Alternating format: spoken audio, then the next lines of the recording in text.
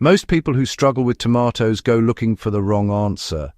They read about blight, blossom end rot, calcium deficiency, inconsistent watering, and, well, they try to fix those things one at a time, season after season, spending money on sprays and supplements and specialist feeds. And every year the results are the same. Plants that start strong, struggle through summer, produce less than they should, and go down to disease before the season is done.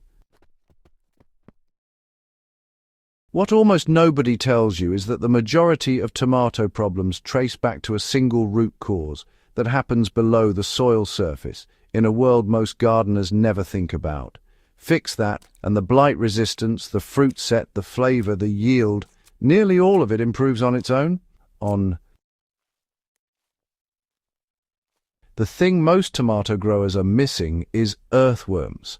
Not worms as a novelty, not worms as a vague indicator of healthy soil, but worms as an active, essential component of a functioning growing system, one that tomatoes depend on more than almost any other common vegetable. By the end of this video, you're going to understand exactly why that's true, how to build the kind of soil environment that pulls worms into your tomato beds in large numbers, what to do before you even put a plant in the ground, and which companion plants and biological strategies will lock in that worm activity and sustain it across the whole season. This is the foundation that the bag of tomato feed approach will never give you. Before we go further, if you want more content like this delivered straight to you, join my free email list. I send out practical, in-depth growing guides that don't always make it to the channel. The link is in the description, and while you're down there, check out the Ouken 4-litre electric composter. The link to Amazon is in the description. This is the exact composter I use, and it has genuinely changed how I manage kitchen waste for the garden. It processes food scraps, including meat, dairy, and fish that you can't compost traditionally, into a dry, ready-to-use soil amendment in a matter of hours. No smell, no pile to manage, no waiting months. For tomato beds specifically, having a constant supply of finished organic material to work into the soil is invaluable, and this machine makes that effortless. If you order through the link, I earn a small commission which helps keep this channel going. Now let's talk tomatoes. Here is what actually happens underground when tomatoes are growing well, and you know why most gardens never really see it. Tomatoes are heavy feeders. That's the conventional understanding, and it's not wrong. They do have high nutritional demands, particularly for calcium, potassium, and nitrogen at different stages of growth. But the conventional response to that fact, regular applications of soluble tomato fertilizer, is a short-term answer that honestly just degrades the long-term system. What a tomato plant actually needs is not a weekly dose of nutrients poured on from a bottle. What it needs is soil that is biologically alive enough to supply those nutrients continuously, in the right forms, at the right times, without you having to intervene every week. In genuinely healthy, worm-rich soil, here is what's happening around your tomato roots constantly. Earthworms are moving through the soil, creating channels that allow roots to penetrate deeply and access water and nutrients far below the surface.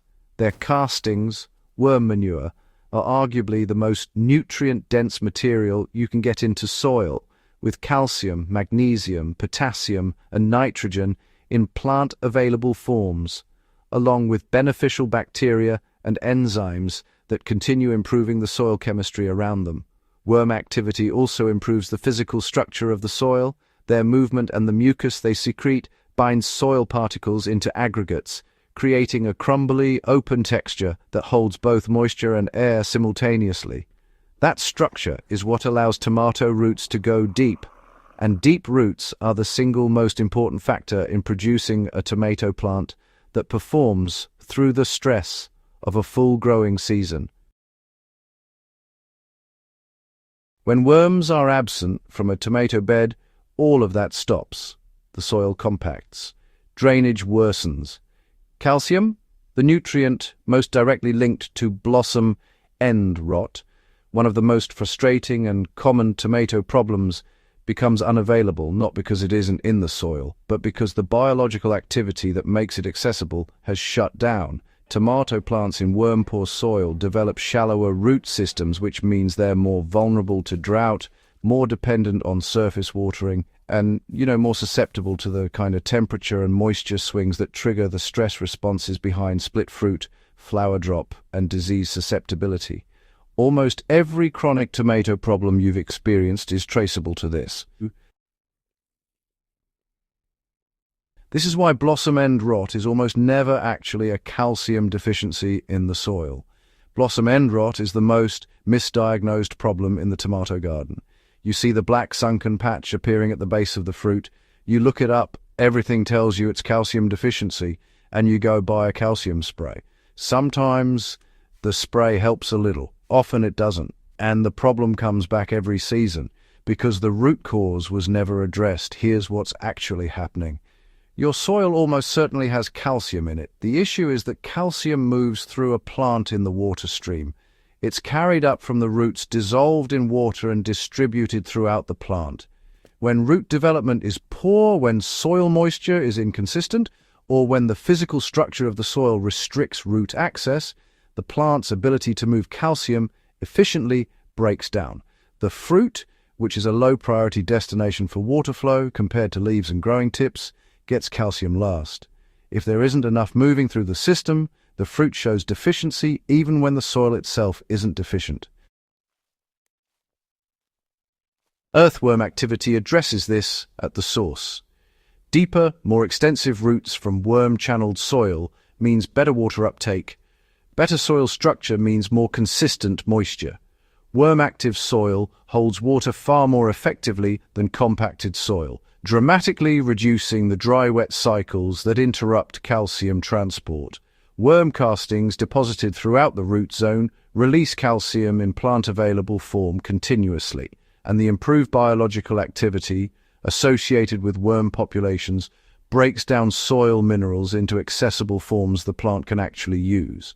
Fixing blossom end rot with a calcium spray is treating the symptom. Building worm-active soil is fixing the cause. How to actually attract earthworms specifically to your tomato beds before planting season starts. Worms don't come to bare soil. They come to food, moisture, and physical conditions that suit them.